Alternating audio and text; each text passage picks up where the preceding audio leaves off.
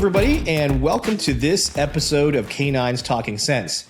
This episode is a special one because we're going to talk about puppies, but how we got to this episode was through a friend of mine that we met years ago on a government contract gig, and he and I were kind of doing some detection dog stuff. We ran into each other. We started watching what each other were doing, and we both we aren't the same. We don't do it the traditional way. We both looked at things from a different point of view, and it was awesome to find. We both kind of found each other. And we're like, did we just become best friends because we both kind of agreed with the system of what we were doing and thinking outside the box, literally.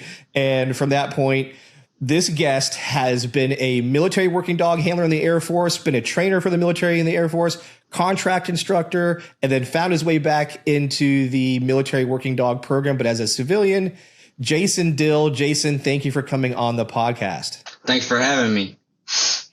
So I did a really brief introduction there, but give us a little bit like your background. And like you said, you were an Air Force dog handler. You know, your experiences, like a little bit, give us like how you started and where you got stationed at, and then kind of how you found your way to Lackland, and then now again back as a civilian. Well, and that's a funny thing. So I joined the military in '99.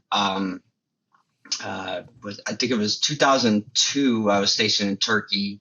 I was hanging around all the K9 guys, and I decided I was trying to make a decision. I was thinking about going OSI or K9, and I had a first sergeant tell me, he's like, "There's no promotion in OSI. You know, where you are is where you're going to stay, pretty much." So I got the recommendation from the kennel master and went to K9 school, and my follow-on assignment was Lackland Air Force Base 341st. And technically I really haven't left since then. So since 2004, I went to K9 school 2004, went straight from K9 school into a trainer and developed through there. I was at Lackland for 6 years. I got out of the military in 2010. Okay. And I went and worked out at Hill Country Dog Center. And that's where I met you. Yep. And then I worked there for a year and ended up taking a contract with one of the contracts over in Afghanistan. Before I went to Afghanistan, I did 3 months in Bosnia, selecting handlers. The idea was that we were going to train the dogs and handlers in country in Bosnia, certify them in Germany, and then send them to Afghanistan. Gotcha. The problem was that couldn't get the explosives in Bosnia that you needed. Yeah, probably not. Yeah. So anyways, went from there, went to Afghanistan. I did a year there as a kennel master trainer in Herat province.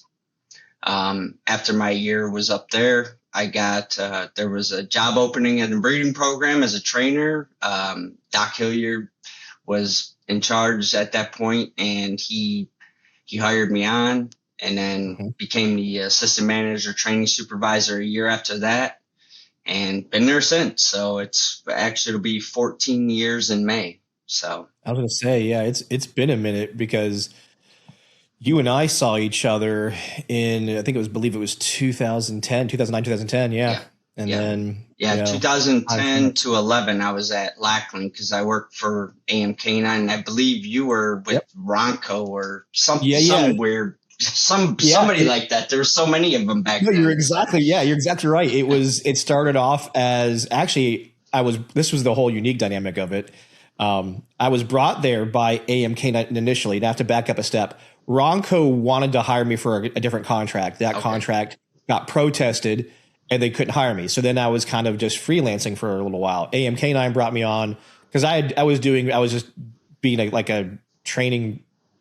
I don't know how to say it, but lack of a better term, training bitch over at Southern Coast K9 way back in the day for Bill. AMK9 have been out there. AMK9 said, hey, we might have some work in Texas. You want to come? It might be temporary. We don't know. And so long story short, I went out there. And then when I was there, Ronco calls back up and they were like, hey, we're looking at some stuff. Where are you at? What's going on? I'm like, I'm in Texas. We're getting dogs ready to go to Afghanistan. Who with who? And I was like, we're at Hill Country with AMK9. Wait a second. We're on that. We're partners with them on that contract. They never told us that they were out there. And I'm like, they're like, how long have you been there? And I'm like, we've been here like over a month. How many handlers are there? I'm like, we had like 60 something handlers there at the time.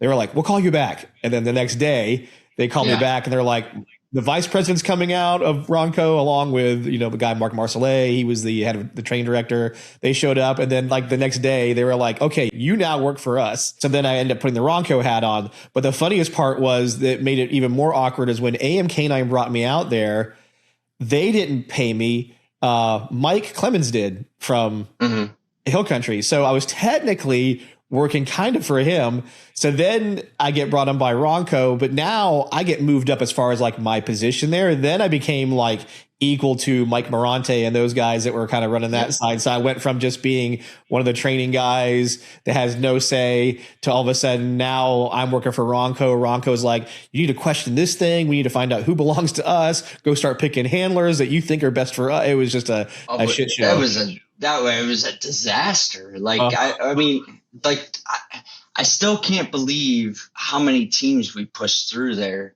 And I tell people the story to this day of, we're getting these South African handlers in, and a bunch of white dudes showed up. And I was like, I thought you said these are South Africans. And I didn't really, that's how naive I was. Yeah.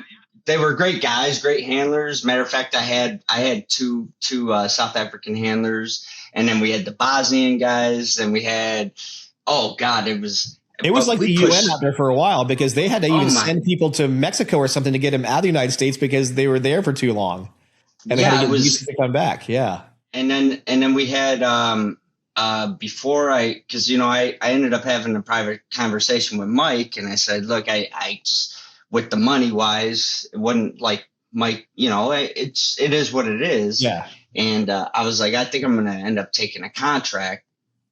And then we had that, I don't know if you were still there when we lost that 17 dogs or whatever in Houston. Oh, I do remember. I wasn't there, but I remember hearing about it. Yeah. Yeah. We lost like I think it was 14 or 15 fully certified dogs. Yeah, they got the handlers were already in Afghanistan. Yeah, waiting for the dogs because they were left in the tarmac, right? Like the cargo company, whatever, left them in a van or something. Yeah. So what happened is I dropped the dogs off, and I guess the flight got canceled or something like that. Animal Port Houston said, "Oh, well, we'll hold on to the dogs. We'll take care of them overnight." Went back there the next morning from San Antonio, and I had one of the handlers with me who had been a prior sheriff, and he goes, I see the door open and I see a dog's leg, but nobody's moving, no barking, no nothing. Wow. And I said, I can't go. Can you go in there and look? And he went in there, and all the dogs in there were dead. Damn. Yeah. Unbelievable. Like I said, I remember they did that whole tribute and things. They put, I think a big memorial over at Mike's place there at Hill Country. Yep. Yeah, they did. That. Yeah. Like I said, I remember hearing about a lot of that because that was so tragic. Because I had to do a disposition with the lawyers when I was in Afghanistan. Because I was already on the contract by the time they just deposed me. But yeah, it was fun, but it was a lot of work, man. I think we put out 100 dog teams that year. Oh, it was crazy. I remember. Yeah, I want to say it was even closer to 200 at one point. Like from when I started, and then when you came on, and then what you carried on. So if you add your 170, let's say the 30 that are the 60 or so guys that I was there when I first got there, it was nuts. Yeah. And it was all dual dogs. These weren't just single purpose dogs. These were dogs that had to do bite work, had to pass the MWD test and certification program. We had to get Sergeant Ford out there from the Army to come, that used to be at Lackland. And man, it was a process. And yeah, good times. Yeah. But that's when you and I, we met, and like, obviously Mike had his way of doing things at Hill Country, and you and I were kind of like on the same page with our markers and how we were kind of evolving in detection. And lucky for me, Mike trusted me, and he let me do a lot of that stuff. He sure did. but it was kind of funny because, I was talking to Doc today, matter of fact, because I was telling him that I was doing this with you. And I go, I've known Cameron for like 15 years now. Right. He's like, really? And I'm like, yeah, I met him and I worked at Hill Country or pretty much, at the same time. He's like, wow, I didn't know that. I was like, yeah. It goes back a ways. Now, because it was like you said, you ended up there after the contract work. So kind of give us a overview of what you do or what the breeding program is about, and kind of what your goals and objectives are for this program.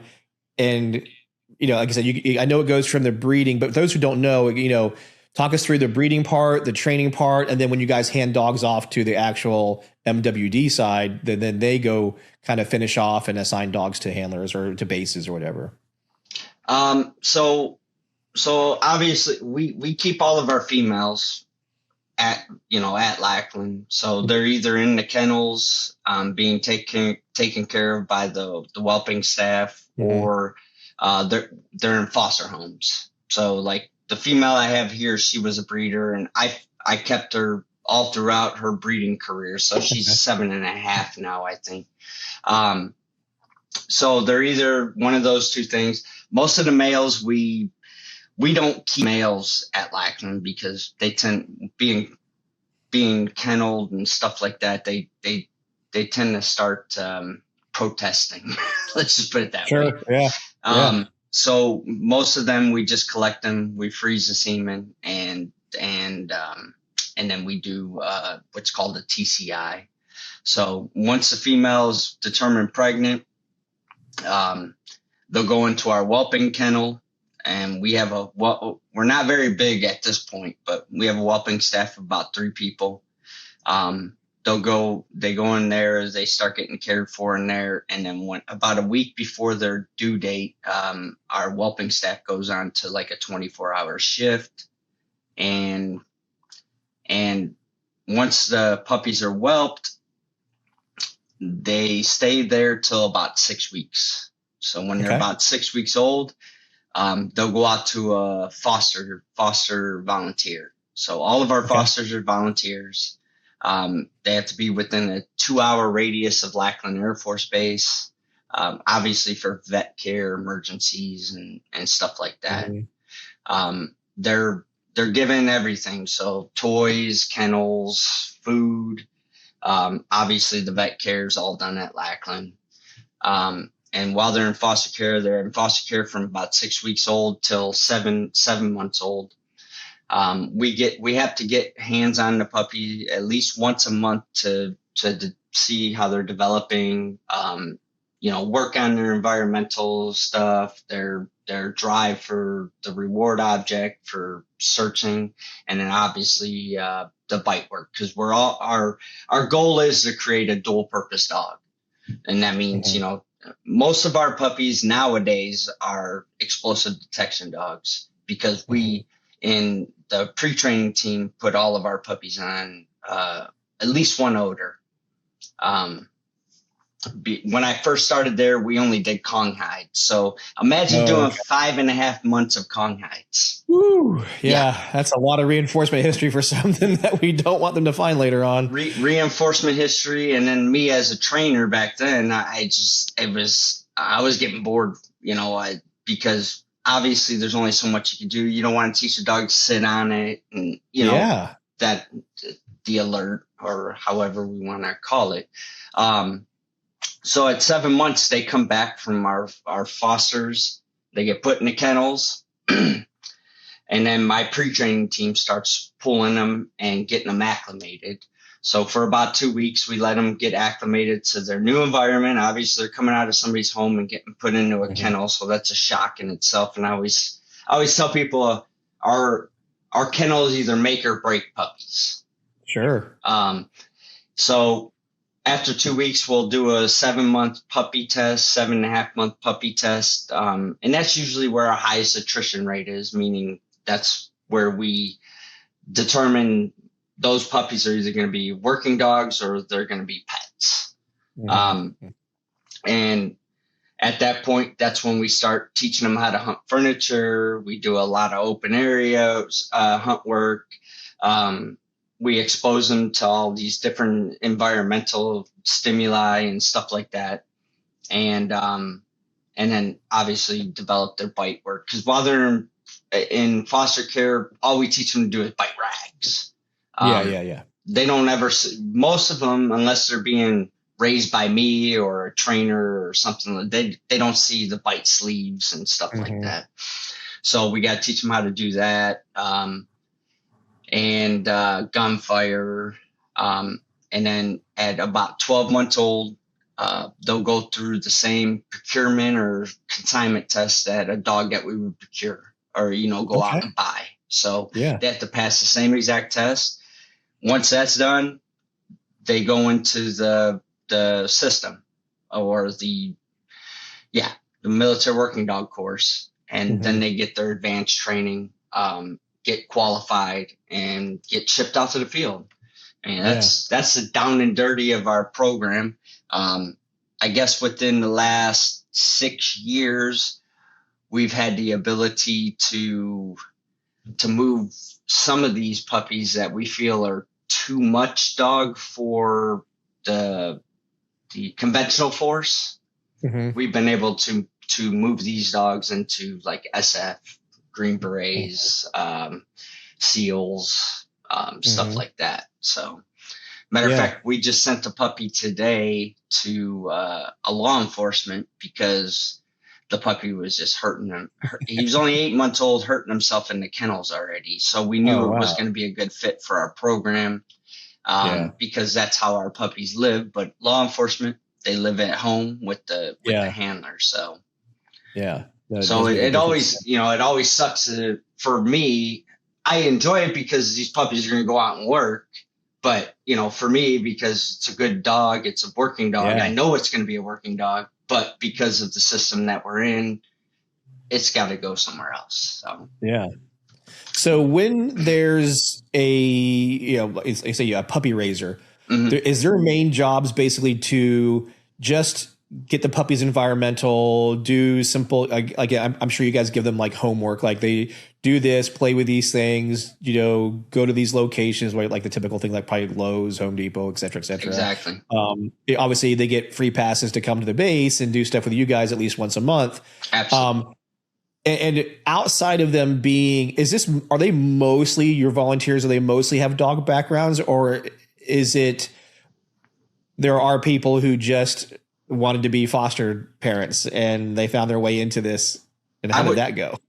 I would say majority of our fosters are just pet dog owners that want to, they feel like they're serving, you know what I mean? They feel like they're serving the military. Exactly. And a lot of these fosters, I think the highest one so far is about 22 puppies they've raised. Wow. Probably that's cool. Since 2012, since I started back in breeding program, they've been fostering puppies. Wow. So I think this is a way for some people to feel like they're giving back to the military and stuff like that. But I would say majority of them are pet dog owners. And yes, this is a way for us to let the puppies be exposed to the world, or to so much environmental stuff that we couldn't do if we were kennel raising these puppies. Right. So this program wouldn't be where it is if we didn't have that volunteer community. For sure. But we have so many repeats. They do it over and over and over again. And well, it's funny because they have their own little Facebook page and they call themselves, because all of our puppies' names start with double letters. That's how you know it's a breeding program dog. Matter of fact, we have a puppy named Aaron, which has 3 A's. So we call him AAA Ron. So, but they call themselves the Cult, CCULT, because they will stalk handlers when they find out where their puppy's at. Oh, yeah. and find them on Facebook and stuff like that. So So it's a fun thing for them, and there's some of the fosters, they've set up like little obstacle courses in their backyards, and Oh, wow. this is something that they take very Very seriously. oh, absolutely, and they take pride in it too. Yeah. Yeah.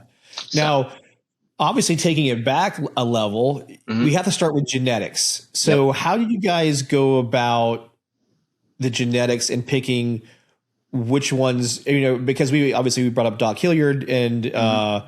I know Doc has always been very much into understanding the genetics and how important it is. But how much of it is also just a shot in the dark? Like we like this female, we like this male. Let's just put them together and see what the hell happens. Versus going back. Well, the father was Clem von Rottenfalkens, and the great great grandfather was Clem, and some of the other ones that I remember from back in my day. Yeah. But and you know those producers, but we also know, like, I'll use, like, to me, the Dutch are kind of like mad scientists too. The Dutch will look at something and go, I'm going to breed that with that. I just like that quality in that dog and that quality in that dog, and I'm going to see how many I get out of it that match. How do you guys do that? You know, I can't remember how many years ago it was, but I got a access database from Guiding Eyes for the Blind, Mm-hmm. and that's what we use till to this day. So there's Okay. there's a Dr. Eldon and Jane Rosenberg. So they developed this access database back in the day, and I reached out to them. They sent it to me. I modified it because I do have a background in computer, programming and networking, stuff like that. So I still use that to this day. So I could put in test pedigrees. So I put all the dogs' pedigrees in the system, and I can get a general idea of what the dog's inbreeding coefficient is and stuff like that. Okay. But yes, it is the hardest thing I've ever done in my life in breeding, because on paper, you look at a dog's pedigree, or female's pedigree Mm-hmm. and a male's pedigree, and on paper, you should produce some amazing dogs, Mm-hmm. but you don't. Yeah. It's probably the most. Doc and I have talked about it so many times, and it is the most difficult thing that we've ever done is breeding dogs. Yeah.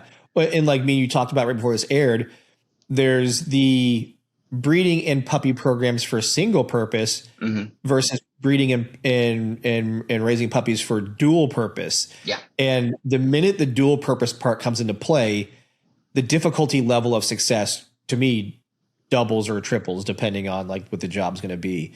Exactly. Where the single purpose is, I just need to hunt really well, be solid environmental, and then I can just teach you the odors. So as long as it really kind of wants to hunt and it's solid environmentally, and I'm not dealing with maybe some other traits, and then of course medical is obviously something you have to take consideration for certain breeds more than other ones. Yeah. But more or less, single purpose world, your success rate is statistically going to be higher. What has been your guys' success rate on the breeding program, doing that you have to do dual purpose dogs? Out of the typical litters, like what do you guys typically see that work out? I would say since the program started 98, we hover around 50%.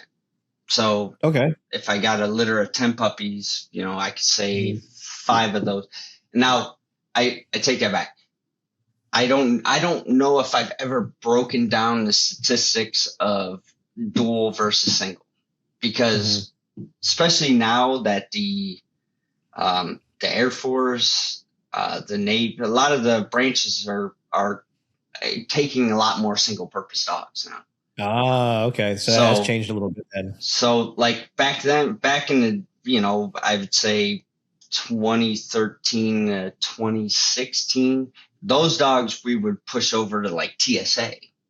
Mm-hmm. They'll still be working dogs. They still work for the government, but obviously, you know how it goes. The TDR number, the total dog requirement, it's that doesn't count, but for us, it counts for as excess because it's a working dog, of course, for the government. I get that. Yeah. So I wrote down some numbers because I figured I would be asked something. Go ahead. So in the last 10 years, we had 671 puppies. 64% of those puppies were accepted into the military working dog program. And that includes breeders that we accepted. So they would have passed the test, but we decided, nope, we're going to keep them and use them as brutes.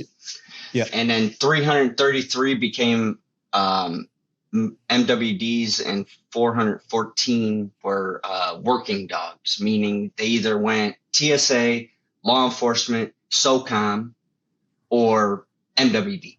So got it. 62% of those, and 11 of them were SOCOM and 40 were LEA, TSA, or Border Patrol. So yeah. So yeah, we break in the breeding program. We break everything down. So yeah, I would imagine you have to, because there has to be significant oversight to it, just simply because it's government money, government agency, so they want to know success rates, and And I remember.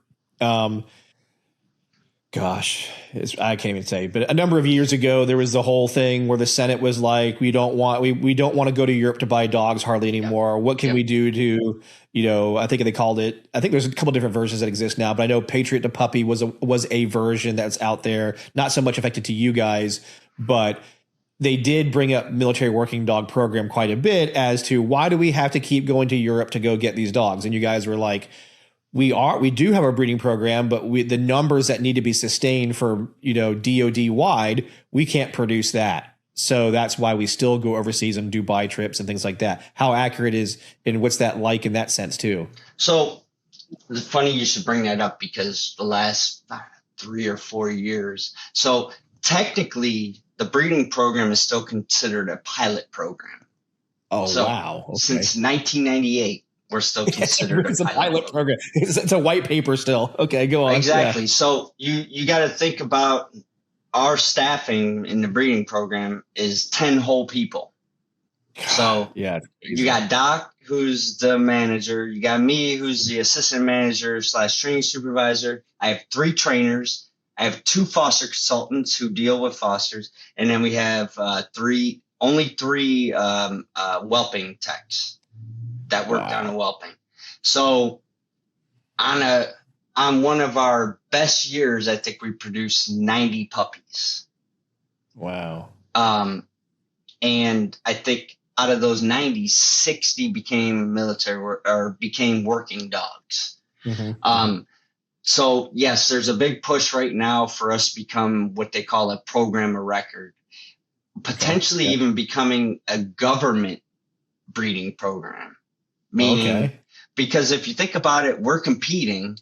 Everybody's competing with each other. So the MWD program is competing with the SOCOM program. You got all of us are competing with Secret Service. Then we're all competing with Border Patrol. So we're all competing with each other instead of us. And then obviously you add TSA into that. I shouldn't say, because Border Patrol, DHS are all, under the same umbrella. That umbrella, but they are separate divisions, which are, and they're even competing against each other too. Exactly. Yeah, even though DHS, the Border Patrol is going against what Customs needs, and then what TSA needs, and then slightly offshoot USDA.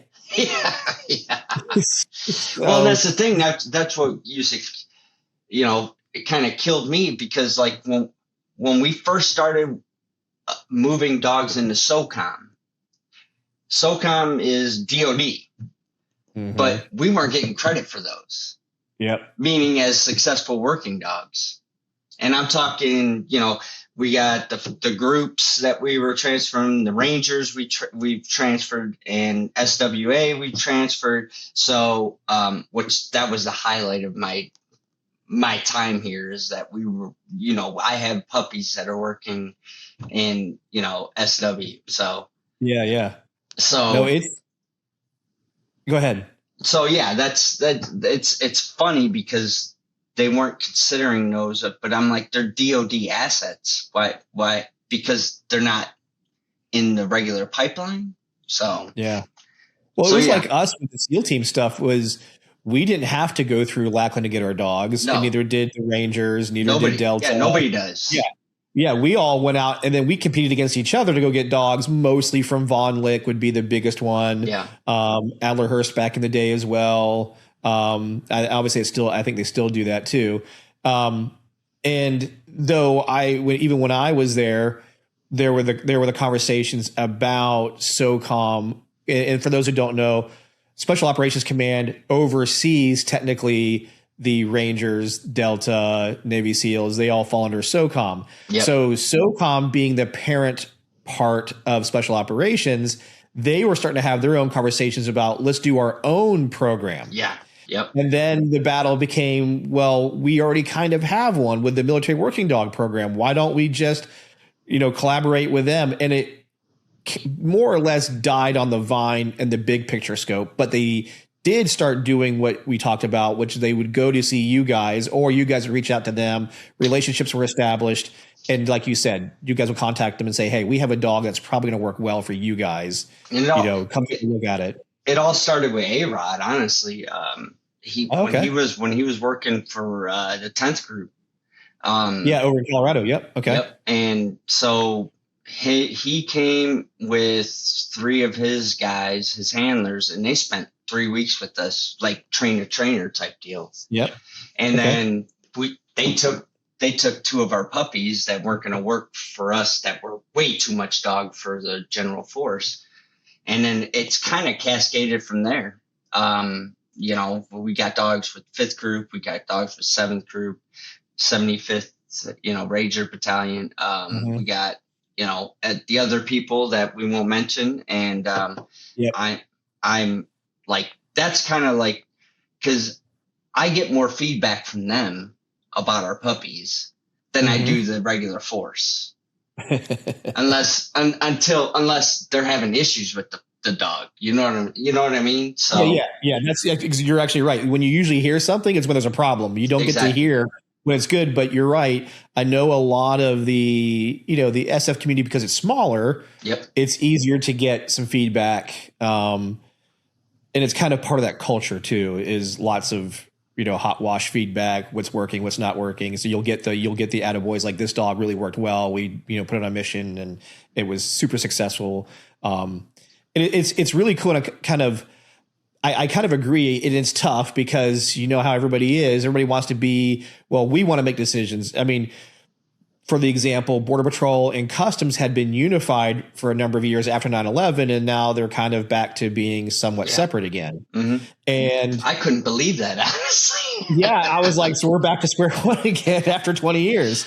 But I also understand there's kind of this very similar requirements, but you know how it is. As people get higher in the programs, they want to kind of highlight, like, we have these needs, they have their needs, and they don't always cross, even though they're let's say it's 80% similar, but the 20% difference is critical for us. So therefore we want this, we want that. It's the same thing. We had the same conversations within the Special Forces community. We were like, for the example, SEAL teams, we want our dogs to do this. And then CAG wanted their dogs to do that, which is, again, very similar. Mm-hmm. But on the Navy side, we had a heavy water side of things.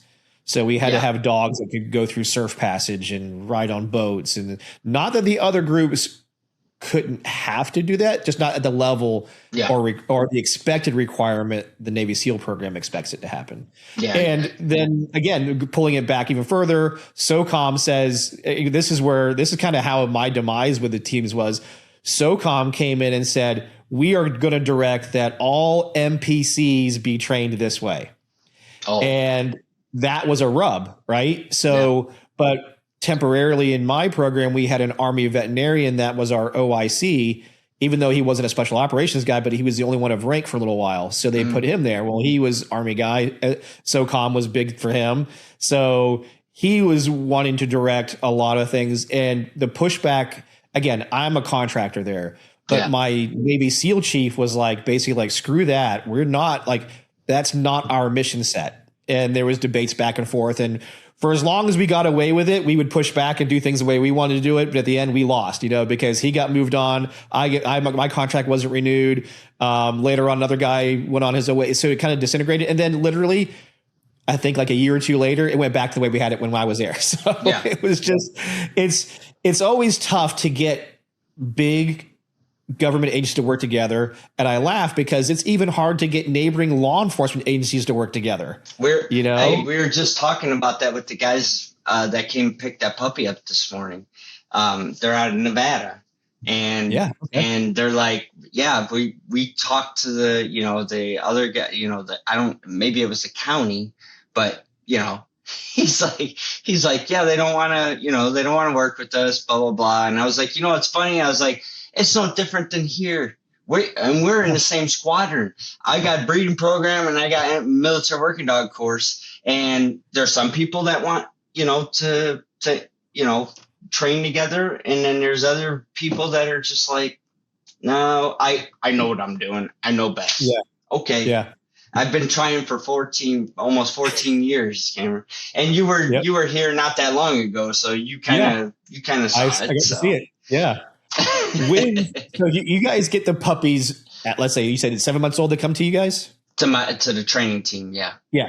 So at that point, so now you guys get the dogs, and I'll start off with, obviously I know you have to remember this recently. Doc shared a video of you just doing some, I would call it box work.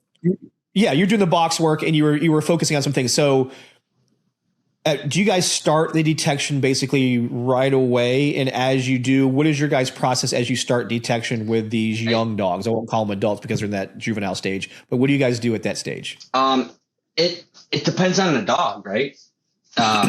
So depends on the dog. If the dog has the drive, because obviously, the military, all the dogs got to work for a Kong. So, so it depends on their drive. So, for the reward object. So some we may have to build up, but I would say in general, for the first thing we do is we teach the dog how to release the reward object. Yeah, so, there you go. So we won't do any of that box work stuff until we teach the dog to release the reward object. Like the one you saw in that video, that wasn't even a breeding program dog. That was actually a dog that was procured that I was helping somebody out with. Actually, when he posted that, I was like, God, that was a long time ago. But yeah, so the first thing we do is we teach the dog to release off the reward object. And we won't start any of that box work until we have that. And if the dog has a transfer, we may start teaching them how to hunt furniture, but that's pretty much just with the Kong and just teaching them the basics of, searching and it's all self-reward. My preference is I want the dog searching for odor as quick as possible because I want that to be the most reinforced thing. I don't want it to be the Kong or anything like that. So that's what me and you talked about when I was there that one time was like how we were navigating that. Yeah. Yeah. So, and the way we do it, and I think Doc put it in his little thing was I got taught and I'm always learning. I learned stuff when you came this last time. I saw, I sat in your stuff when we were in Arkansas. So I'm always learning. Yeah. And that's the thing about this type of work. If you think you know it all, you may want to get out of the work. And so the way I do things is I just teach. I have odor in one box, and that is, I teach the dog nose to hole, one box. I teach all the behaviors. So what we call a back chaining. So we back chain everything. So I just teach the dog that. And then once the dog has distance, duration, distraction all on one box, then I throw two boxes in there. And it happens a lot quicker than you think. But two boxes, then I teach odor discrimination. but odor's always been in that one box. Mhm. And I would say honestly, and I wouldn't have believed it unless I saw it, I would say about 90% of the puppies get it probably by the second trial.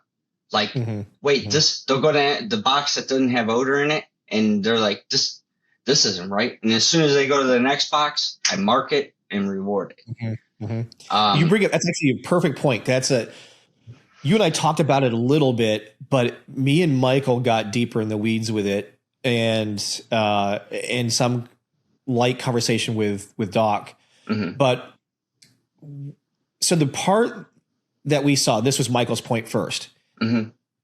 The one box for a lot of dogs. Now, this is a mixture. This isn't taking it from your guys' program. This is just kind of just seeing lots of dogs doing this. Yeah.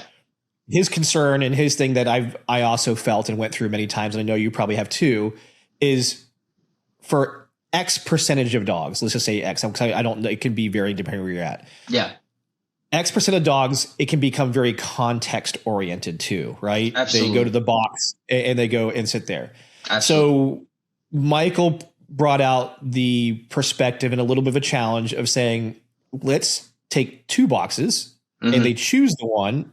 And again, like you said, at first it's just chance. Like they just go, sniff this one, nothing's happened. Sniff this one, oh, reinforcement happens. Yeah. And then it molds into exactly what you talked about. And what I modified from that lesson was now I just start at 2 boxes, and nothing wrong with starting at 1 per se, but I have seen a significant difference in the reduction of the dogs that were context generalizing to the box itself. I have far less of that happening because of starting with 2.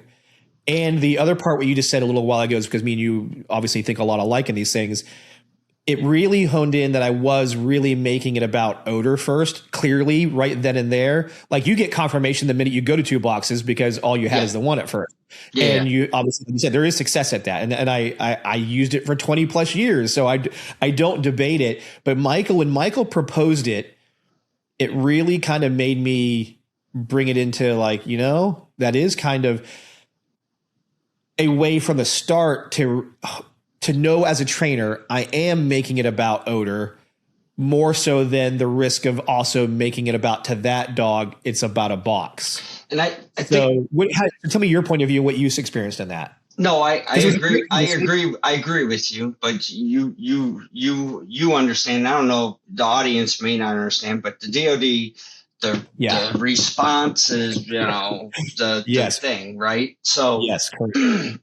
So what we were trying to do was create something that was robust that I could teach the novice trainer that doesn't have many skills to do. And we don't have that old school of sit, stay, pay. Dog hits odor, turns around, looks at you, and then offers a response. So that's kind of why we have the way we do it. It's a little bit more robust where you can mess little thing up, but you're not going to the dog's not going to totally fall apart on you on it, and it's a way for, obviously we're using that object to teach a dog, okay, I have the reward, move away from me, go to that object. And then we break it off and teach the different odors. Now with our puppies, what we do is we're also teaching how to hunt on furniture. So a lot of times we'll have Kong with odor, self-reward. So the odor's present and they're self-rewarding. So we kind of do that in 2 different lines and then kind of bring it together. So it was more about creating something more robust. Because me personally, I understand what you're saying. I'd rather not make it about the object. And for me, I try moving away from the boxes as soon as I have multiple boxes, heights and stuff like that. I'm showing the dog that odor picture in different contexts because like you said, I don't want it to become part of that context. And boxes are the best thing ever because that's where it's Christmas Day. You're there all the time. Yeah, exactly. And I want it to be about the, like you said, about the odor. I don't want it to be about it being in a box. And for me, I like the box because I don't, you've heard of DFR, right? Deferred Yeah. Final Oh, yeah. Response. So when we used to do DFR, or Deferred Final Response, was, you pay on sniff, but it was in a drawer. I didn't know where the strongest point of odor was, right? Sure. Yeah. You know what I'm saying? So is the odor pushing out the back of the drawer, or is it pushing out of the cracks that I think where, my head says it is? So with the box, I was like, okay, the dog sticks his nose in a hole. That's the strongest point of odor. Yeah. So, but I agree with you. Like, I think the 2-box thing probably the better way to start. But for me to be more robust, for the size of our deal, and then trying to change stuff in. It's so hard. That's the biggest thing is any change. You made me think of something we were talking about there. Remember the thing that we made when I was there? We took the pegboard. Have you played with that even more with some of the dogs, those boxes? I haven't yet because I just started working. So I had because we haven't had a lot of puppies in training. So I kind of stepped away from handling. Gotcha. I know my guys have. And I just started working a couple of females, whom we were looking at as potential breeders. So I was like, you know what? I want to start working these puppies because that way you guys aren't wasting your time. Sure. And I could get my hands and I could have a feel for these females, whether or not we're going to keep them as breeders. Or not. Yeah. So trust me, I will get there. I just got them started. I was just curious of another opinion of the idea. Yeah. Yeah. No, because you saw what I set up. It all came from you. So it was super cool to do that. Now, okay, so what you got? So we talked a little bit. I'm kind of jumping around a little bit because I have different questions that pop in my head. One question is because you guys get the puppies, how many do you have at a time that you guys are going through? So how many is a typical year? It all depends on the type of year we have. So I've had. My guys, I have three trainers. We've had upwards of 50-something puppies in training at one time. Whoa. So and these puppies they're only getting out maybe every other day. Yeah. Out of the kennels because I had 3 guys. I got one trailer, 18 stall trailer. So it's like right now I said we're kind of low. We're down to 9 puppies. Which that's nice. Yeah, exactly. It's kind of like a vacation right now. Yeah, no kidding. Because we're kind of low on females. So at one time we had 23 breeders, females. Now the problem is, right? So you can't control when they come in the heat. So if we get 3-4 females that come in the heat at the same time, we may only be able to breed 2 at the most because I only have 3 people down to whelping. So it's a game of, and then right now we only have 6 females. So that's why I think we kind of talked before this is Doc and I, before he retires, are going to go out and try finding females throughout the country to be able to bring in. Plus, we need to diversify the gene pool. So, yeah, for sure. So, as we talked, so you guys get the pups. You guys do limited amount of time toy hunt, so searching for primary. Then you guys go to the box stage. Mm-hmm. The box stage for you guys, because I know you guys work a lot of dogs. What would you guys say the average time spent at the box stage is? Is it 2 weeks, 3 weeks, 1 week? What do you guys usually see? Me personally, you're talking about till we're confident about moving them over to different areas. But because I use boxes all the time throughout. Sure. So, I'm just kind of meeting with a typical person, a typical trainer would typically do we remember they used to call it the protocol phase, like you're just doing that. I don't know if there's any set. It's always dependent on, the dog. Of course. So, I try telling people, the way we start is usually on the right side of the box. So you got everything on the right side of the box. You step over to the left side of the box. The dog's like, everything's changed now. This is this doesn't. Oh yeah, that reminds me. That's when I did the boxes in different patterns, and all the dogs were like, "What the hell?" Or you did a blank set of boxes, and it kind of like, I was like, "Oh crap, I've never done that. I've never done a blank set of boxes where the dog went through and searched and found nothing in boxes."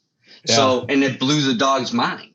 But it did. But that was something that stuck to me, and I was like, "Yeah, we got to start doing that." Because we always have different stuff. Like if you went in our area now, you know, we got bags that we have the odor in, blank bags all over. The metal tins that we use are all over. Yep. We got empty boxes in those areas. So our dog, we expose our pups to a lot of stuff before they ever leave us. And most of the time, if we're teaching odor, they leave us with at least one odor, a final response on that odor, a release from the reward object. Whereas a dog that we procure, they've only been taught to search for a Kong, and definitely haven't been taught to release a reward. But you're lucky if they transfer between two rewards. Yeah. And you're lucky they don't try to bite you when they're trying to release a reward. Yeah, exactly.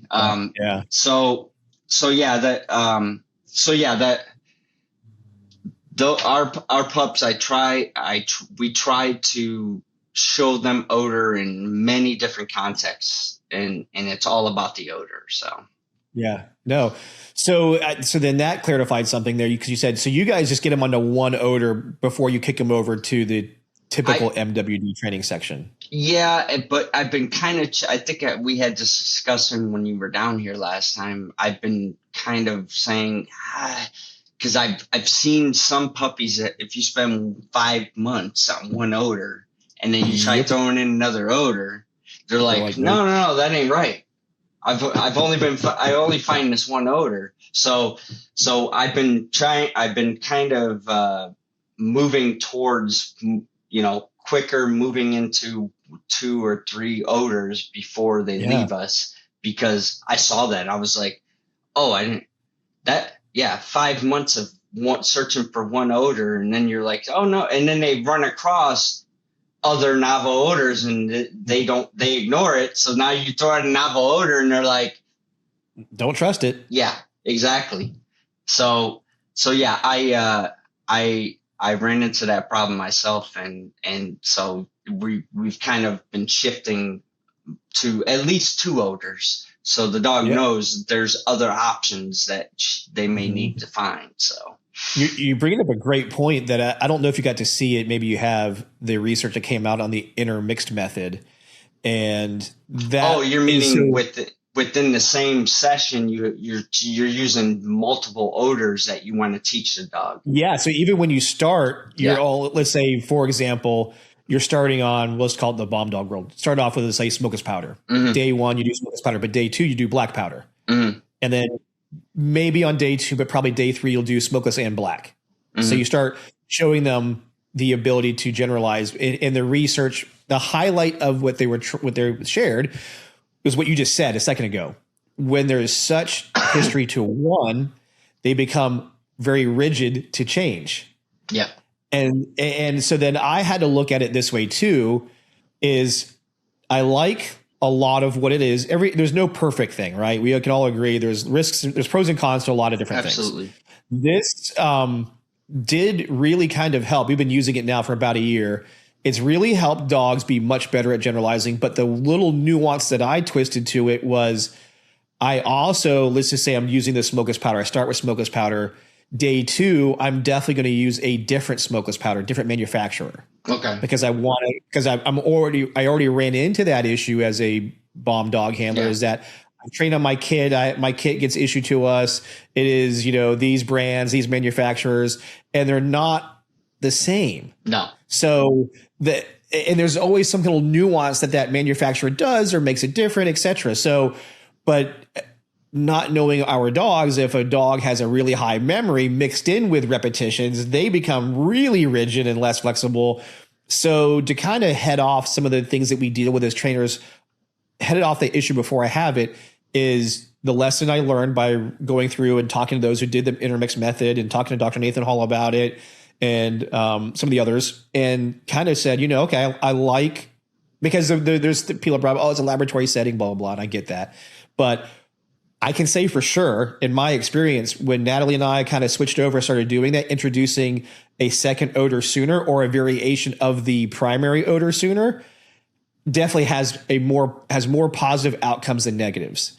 And the bigger hiccup is what you described, is when we only did one for, and again, depending on the dog, for too long, that dog becomes more rigid as opposed to another dog who may not be as rigid, or is a better generalizer, or is a higher inference-based higher inference-based cognitive dog, so they can make choices faster. But it was, again, our goal is to try to be as efficient as we can as trainers, because I know you're locked on a time frame most times. They want a dog by this period of time. Yep. So you have X amount to try to get it through there. But what could I do to increase my efficiency? And for this dog, its flexibility to tell me when this is there in multiple variations of how it can be presented. And the more I showed it variations sooner, the better success we've had. Yeah. Versus just being habitual because we've had to be in certain ways, right?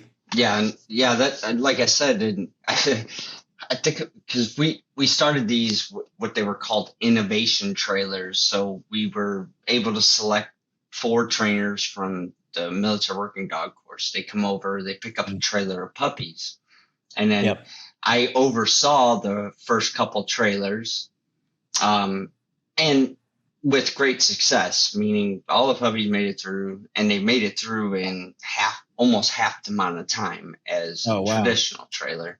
Yeah. But it blew these trainers' minds, because I would introduce 2 new odors in one day, and they're like, "Really? You're gonna do 2 odors in one day?" And I'm like, usually your hardest thing is your first odor. Once the dog, and once again, if you're not spending 5.5 months on one odor, we're talking maybe 2-3 weeks. But once you teach the behaviors you want on the first odor, and I'm not talking about just boxes, I'm talking, I've transitioned from boxes to furniture, to vehicles, to warehouse, whatever, open area. Teaching the rest of the odor, the dog, if the dog understands, it's easy, especially if you go back to the beginning. So I know a lot of guys will do boxes, and then they're like, "Oh, we'll just throw a new odor out in the furniture," and and then all that does is teach a dog that this thing that doesn't belong there, I should pay attention to. Exactly, and that's why I went back to boxes or whatever. I mean, if you use something that's not generally going to be in your areas, and it's the first learned, I always go back, because I start off with boxes. When I'm teaching something new, I go back to boxes. And then I transition. Obviously, you take a few steps back, but I transition into the different areas.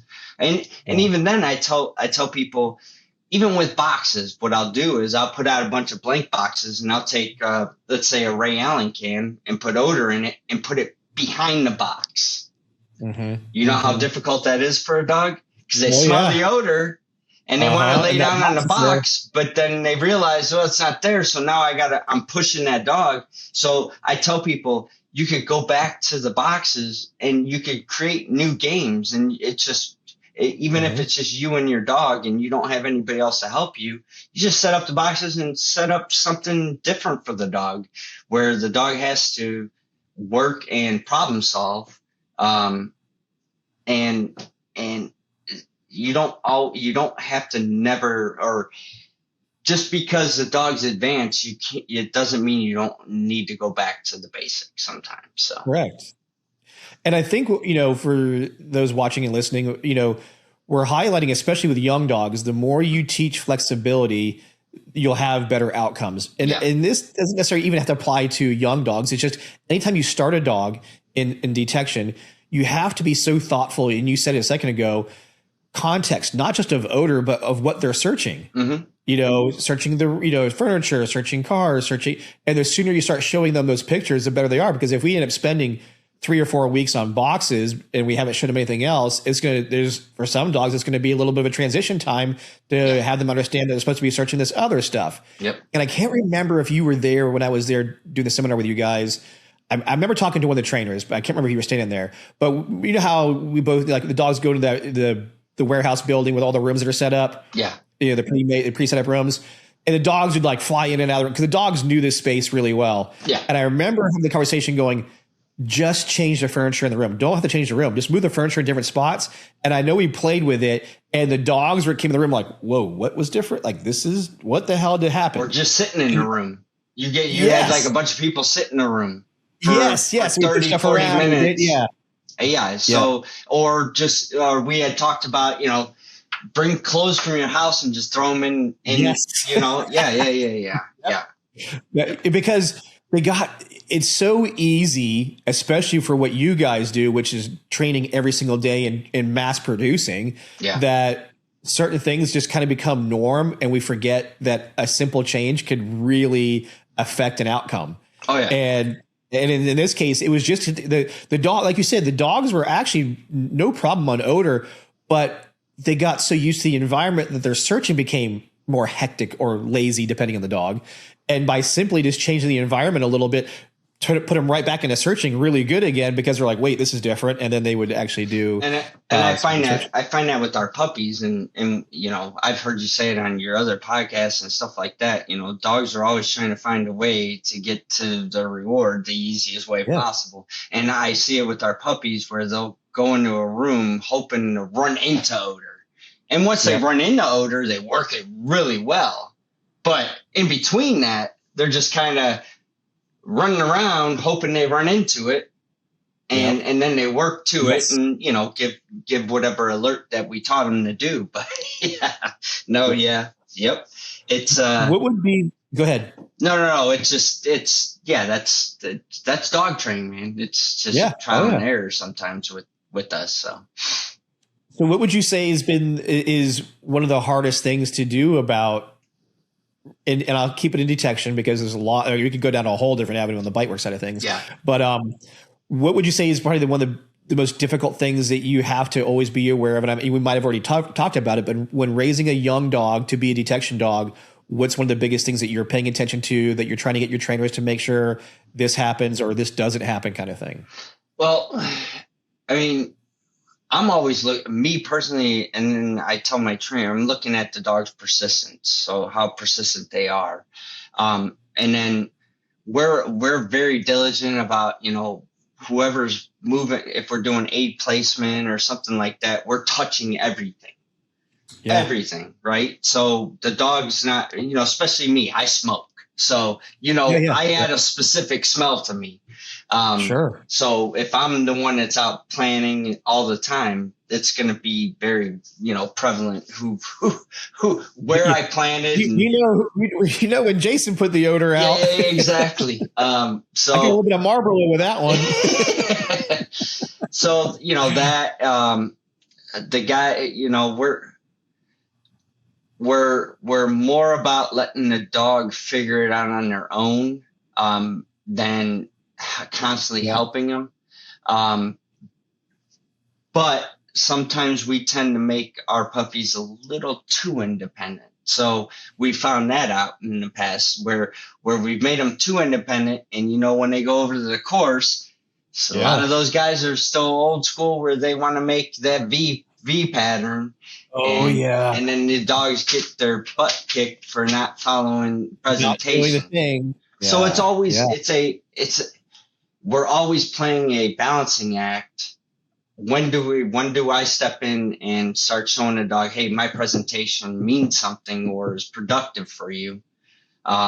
Instead of, we did for some time, we went way on the other side where the dog's like, I don't need your help. I find this shit all the time by myself. So it's funny you say that, because I've actually kind of gone through that, my own thinking on that recently as well, because I kind of prescribe to a very loose aspect of my dogs, let them do their thing, stay out of their way.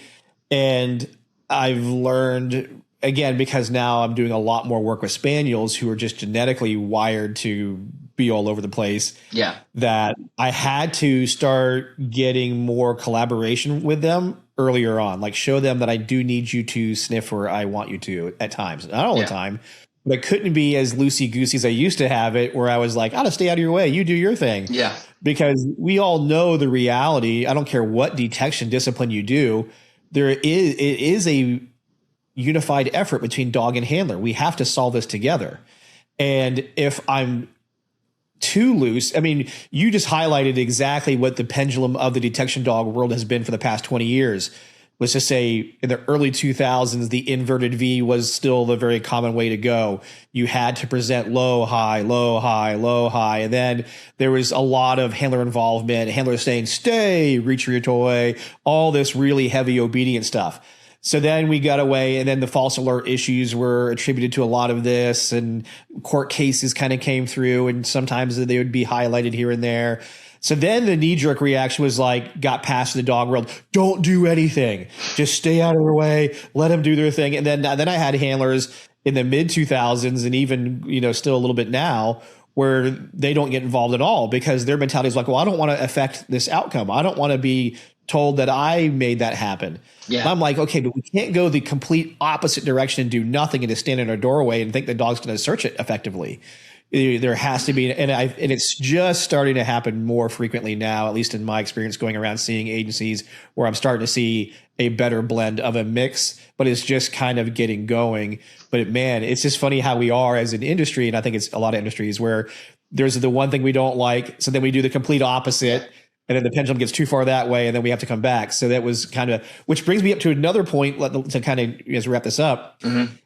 Is this correct? Did the military now say they accept two forms of an indication? So a sit or a freeze. Is that correct? Yeah. So, right now, Army and Air Force are the only ones that accept the stop and stare, freeze, however you want to call it. So, so the Air Force and the Army are accepting the stop and stare. Back in the day, for building searching for a man, mm-hmm. they used to accept stop and stare.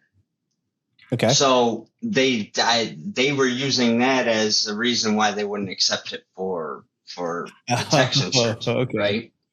Right? So we finally got that changed. Well, at least with two branches.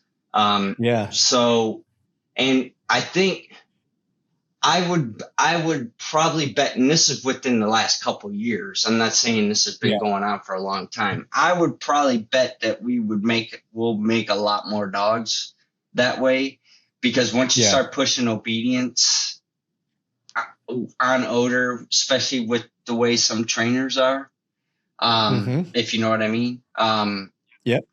I think a lot more dogs will make it as detection dogs that way.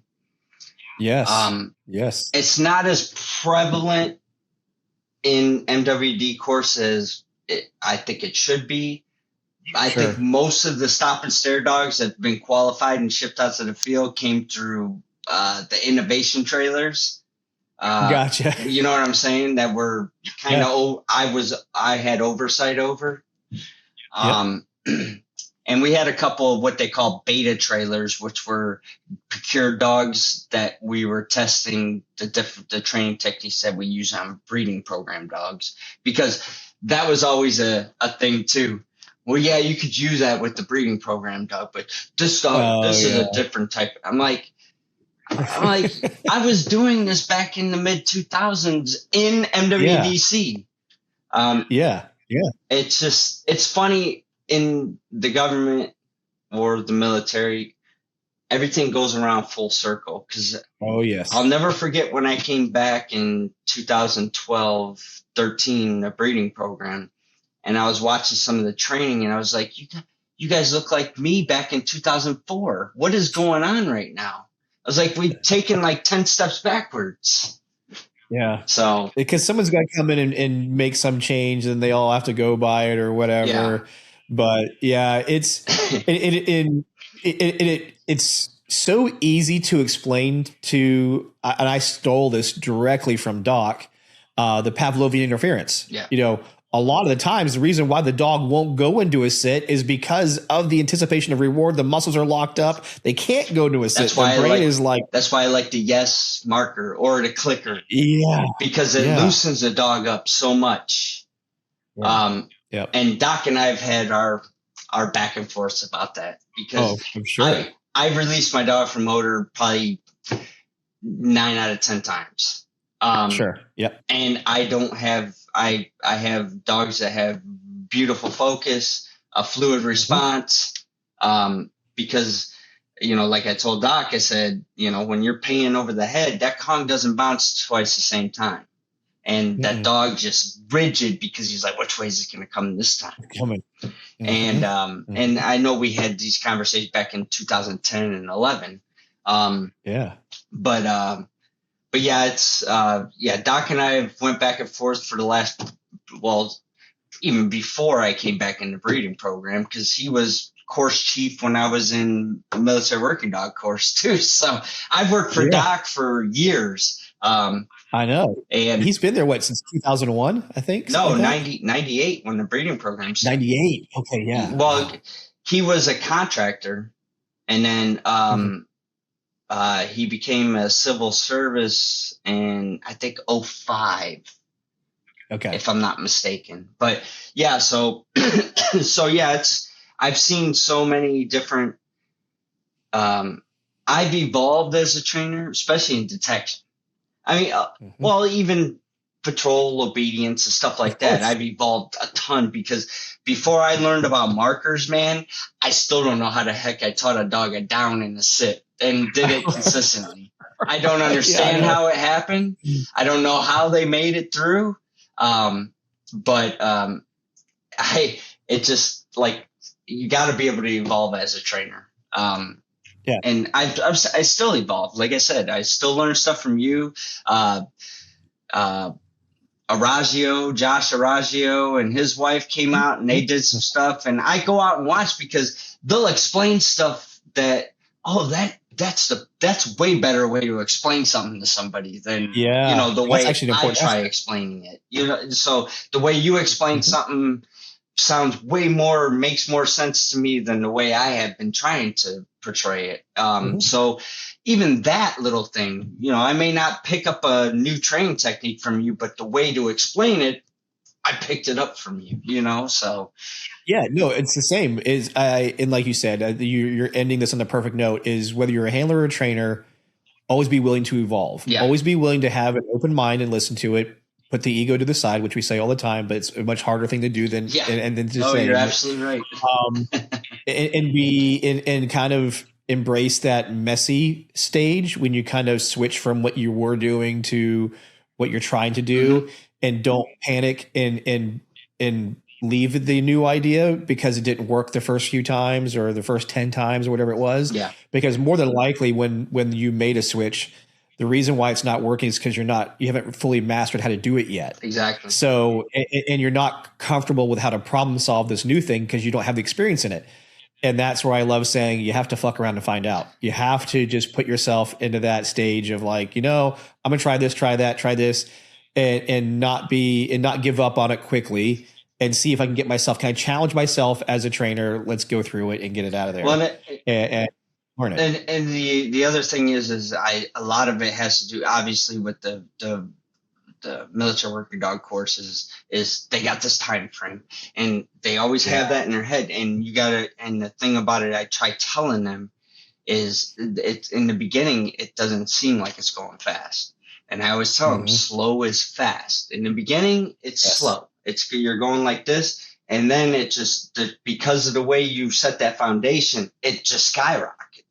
And it goes way faster than you think it does. But that's where I think a lot of people get scared, is that beginning portion where it takes a little bit more time and you start getting the anxiety like, oh my God, I'm already at 10 days. Usually I'm here, but I'm only here. Yeah. So I'll give you an analogy that was basically what you just said. My friend told me years ago, he goes, sometimes when you're starting off, it's like pushing a big, huge boulder. Like, and it's so hard to get it going. But he's like, the minute it starts rolling, it takes off, and then it's on its way. Yep. But that first push to get it going is so difficult, and it feels like you're doing everything you can. You're not getting anything, but all of a sudden, once it starts rolling, then it starts going because it's a big boulder. So Yeah. So first in all, thank you so much for taking the time to hop on here Absolutely. and just share with us some of a little bit of the history and the understanding of the military working dog breeding program, and then just taking time talking detection with us. Absolutely. And sharing your experience. Obviously, I enjoy talking about it. So yeah, it's awesome. And I'm certain this won't be the last time that we're doing this too. There'll be another episode. I'm gonna hit you up and say, let's get back on here and talk some more. Absolutely.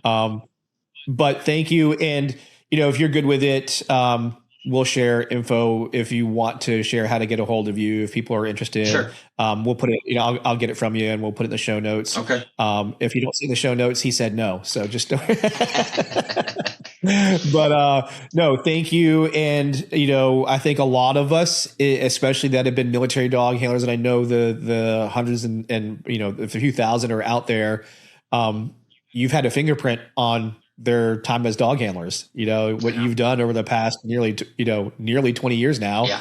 You've put a fingerprint into that program. I know. I thought about it the other day. I was like, God, 22 years, or this year, April 2004, I got stationed at Lackland. So yeah, that's awesome. It's been a long ride. It's been a good ride. I've met a lot of great people in the process. So I mean, you get to work with one of the goats of the dog industry. That's the craziest part. Like, and I get it now because I'm with Michael all the time, and people are always like, "Oh my gosh, you get to sit down with him every day and hang out." How many times I butt head with him all the time?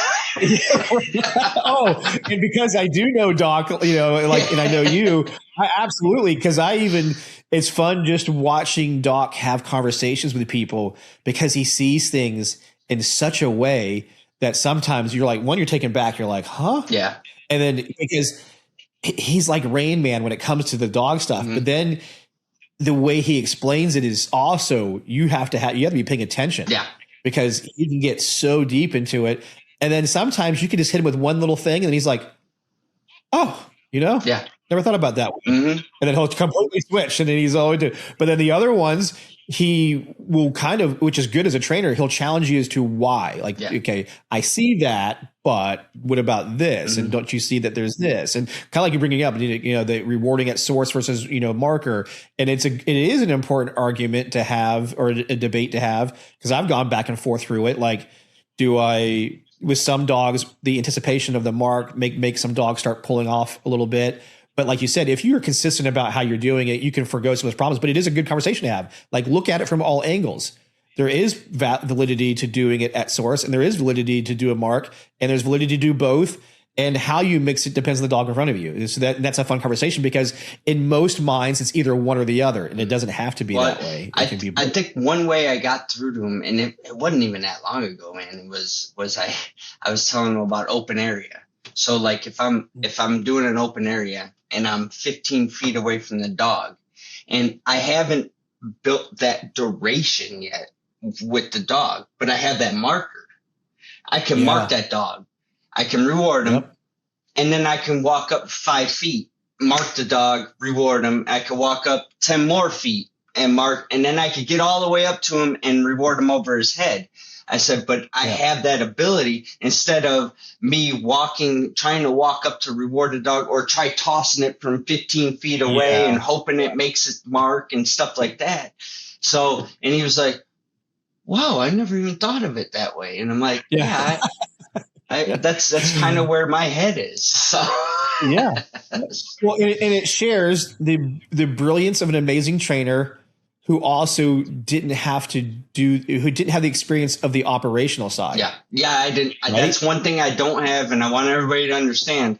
I've never worked a dog operationally. I've only ever done training. So yeah, but because you had to go through the military working dog as a handler, you got the operational understanding of it. And then, of course, there's many handlers who have lots of operational experience and maybe not as much training experience. Yeah, exactly. All the sides are valid, but those are the lessons that are learned, I think, that are important, that, again, we just have to listen to each other and take into consideration, this is maybe why. Or in this detection discipline, it works like this, but though that's a great principle for that discipline, is not exactly so great in the other discipline. Yeah. So it isn't this one size fits all.